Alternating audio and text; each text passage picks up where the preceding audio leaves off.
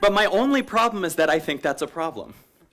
Right? That's my only problem, is my judgment of that situation. So how many times are we about to do something? We go, well, I can't because right? We do that. We go, I can't.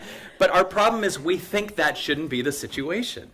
That's immediately where we're screwed, is our judgment of the situation. So you're never powerless with any situation. It's just up to you to decide it's totally cool that that's happening.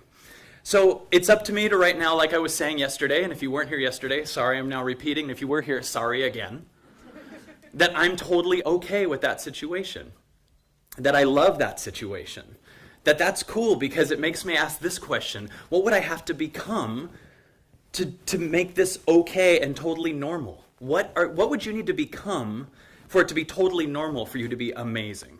For it to be normal for you to have an incredible relationship? What would you need to become? Michael Beckwith, my dear friend, Michael Beckwith refers it to what's trying to emerge out of me. Oh, what if every time you had a problem, instead of asking why me, which gives you the answer, because you suck, because you always pick the wrong person, because you can't stop eating, if you asked instead, and then the motivational person goes, how can I? That's their question. How do I make it happen? I'm going to make it happen. Okay, cool. How is a question that still brings ego in, because you're saying, when I get that thing, I'll be happy. How do I get that thing, right? How separates you. How is, I'm going to do it myself. How is competitive a lot of times. How is a very good question, but it only should be showing up after you've entered a why and live in a why, and your why is in your heart. So my job is to instead get okay with everything and get into my heart. And I'm always in my heart. That's another thing. That's a total paradox, because I say I got to get into my heart, but I'm in my heart. But we never know that we're in our heart. It's very rare that we actually understand it. So my job right now is to be okay with everything. What would happen if you started out okay with everything? The world's falling apart. Awesome. Try it. Because then you can access something that can actually do something about the world. How hard is it to change the world when you're pissed about the world all day? You know, in America for the last year, there were two types of people. People that paced in their house going, ugh, Trump! Trump makes me mad. Or this group, Hillary!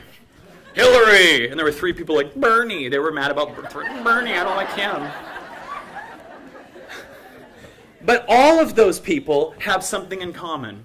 They all found a circumstance that they could complain about so that they could actually have permission to do nothing about it. If I say that the problem is outside of me, I immediately have permission to not do anything about it. I know someone who said, my company fell apart because of Obama. And I thought, do you think Obama is more responsible for your company than him, or than you? Isn't that crazy? That's how we think. I would love to, but this happened. How many things do you have it with? I would love to, but this. Little things. Yeah, I would love to, but the circumstances this way. I would love to, but I'm too fat. I'm too old. I'm too young. I would love to, but no one's done it before. I would love to, but everyone's done it. How funny is that? You have two reasons that you can't that totally negate each other. I would love to do it, but no one's done it before. Oh, so you have something original.